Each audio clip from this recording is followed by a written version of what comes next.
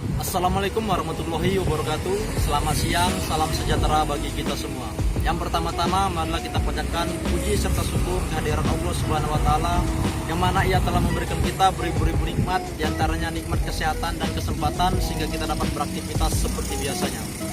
Yang kami hormati Ibu Sri Aryani Saputri SP MSI sebagai dosen pengampu mata kuliah Ekonomi Sumber Daya Lingkungan, dan yang kami sayangi teman-teman sekalian.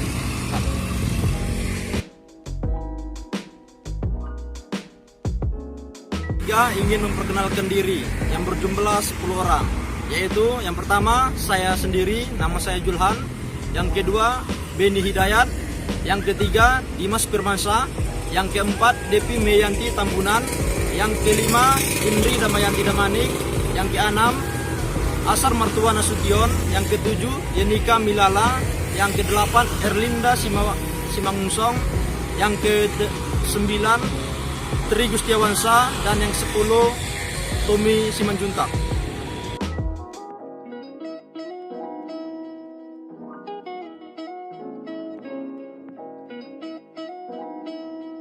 Baik, terima kasih moderator atas kesempatan waktunya.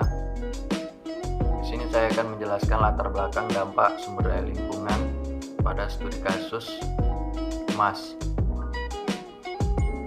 Dalam pasal 33 ayat 3 Undang-Undang Dasar Republik Indonesia 1945 dinyatakan bahwa bumi dan air dan kekayaan alam yang terkandung di dalamnya dikuasai oleh negara dan digunakan sebesar-besarnya untuk kemakmuran rakyat. Kemudian salah satu kekayaan alam yang dimiliki Indonesia adalah emas. Salah satu wilayah di Indonesia yang memiliki potensi pertambangan emas yang memiliki nilai tinggi yaitu adalah Provinsi Aceh.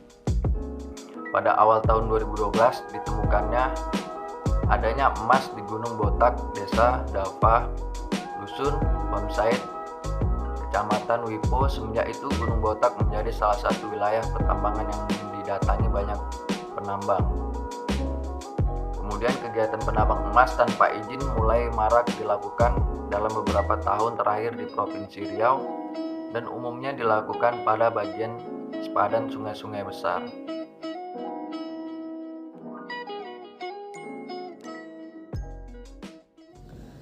Baik, terima kasih Saudara Beni. Saya lanjutkan. Di sini ada rumusan masalah. Yang pertama, bagaimana proses penambangan emas yang ada di beberapa daerah di Indonesia. Lalu yang kedua, bagaimana proses perizinan penambangan emas tersebut. Lalu yang ketiga, bagaimana dampaknya bagi masyarakat dan lingkungan sekitarnya. Baik, terima kasih. Dilanjutkan oleh Saudara Devi. Tujuannya 1. Untuk mengetahui proses penambangan emas yang ada di beberapa daerah di Indonesia. Kedua, untuk mengetahui proses perizinan penambangan emas yang ada di beberapa daerah di Indonesia. Ketiga, untuk mengetahui dampaknya bagi masyarakat dan lingkungan sekitarnya.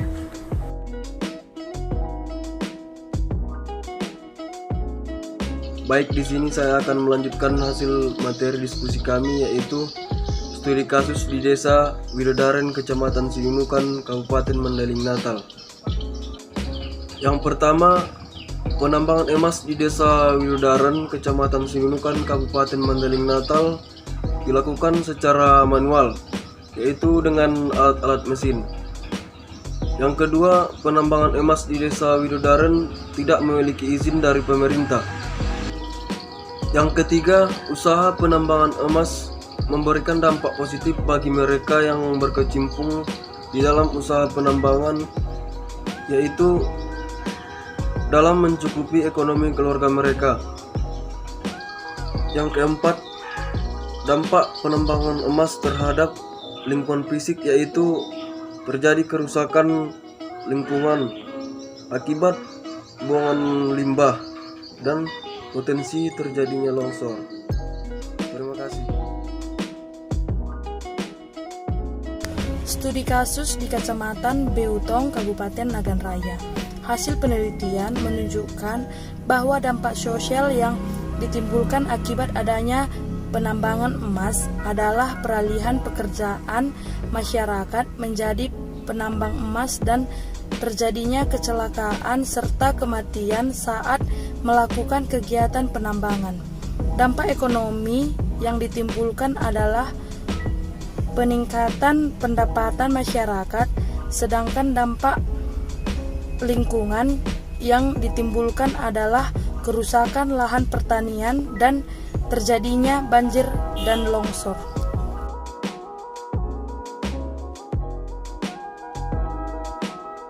Kasus di Kabupaten Buru. Dampak sosial ekonomi merupakan dampak aktivitas pertambangan pada aspek sosial ekonomi yang dapat bersifat positif dan negatif. Dampak positif dari aktivitas pertambangan tersebut diantaranya adalah terjadinya peningkatan pendapatan asli daerah atau PAD, terciptanya lapangan pekerjaan, dan peningkatan ekonomi masyarakat yang berada di wilayah pertambangan. Sedangkan dampak negatif dari aktivitas pertambangan tersebut adalah terjadinya penurunan pendapatan masyarakat yang bergerak di sektor pertanian karena kualitas lahan yang digunakan menurun, dan meningkatnya biaya tenaga kerja karena kelangkaan tenaga kerja di bidang pertanian. Kasus dari Kabupaten Kuantan Senggigi, hasil dari analisis yang ditemukan bahwa kawasan kerusakan lingkungan tanpa izin dari pertambangan emas yaitu sekitar 2.680,03 hektar.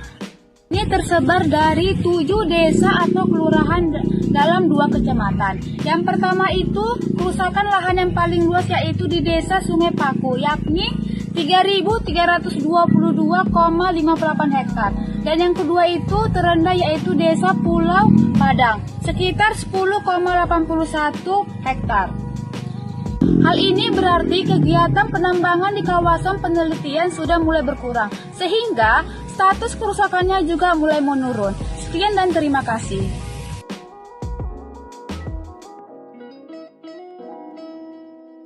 Oke, baik, selanjutnya yaitu studi kasus di Freeport Rio Tinto di Papua.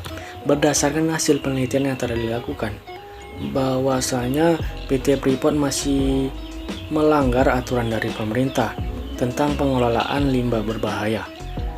Hal ini telah diuji kebenarannya bahwasanya masih ada peraturan lingkungan yang dilanggar. Salah satunya yaitu mencemari sistem sungai dan lingkungan muara sungai yang berakibat pada standar baku mutu air. Nah, hal inilah yang akan menjadi evaluasi bagi pemerintah dan PT Freeport tersebut, bagaimana kedepannya tidak ada pihak yang dirugikan. Terima kasih.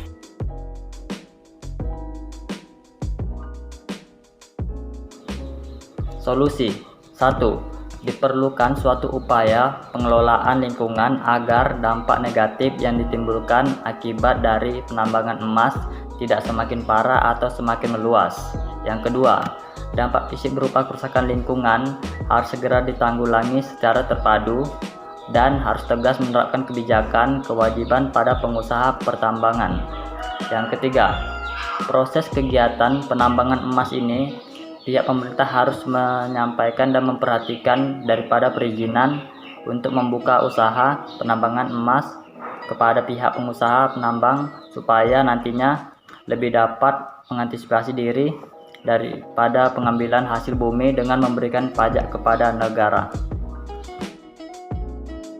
Baik, di sini saya akan menyimpulkan pembahasan dari materi kami tersebut. Yang pertama, dampak pertambangan emas terhadap sosial, yaitu berdampak positif terhadap ketersediaan lapangan pekerjaan masyarakat, akan tetapi juga mengalami dampak negatif yang mana akan terjadinya kecelakaan dan kematian pada saat melakukan penambangan. Poin yang kedua, dampak pertambangan emas terhadap ekonomi, yaitu dapat meningkatkan pendapatan masyarakat, akan tetapi juga masyarakat mengalami kehilangan pekerjaan tetap. Dan poin yang ketiga yaitu dampak pertambangan emas terhadap lingkungan, yang mana akan terjadi banjir atau longsor dan terjadinya kecelakaan pada saat melakukan pertambangan.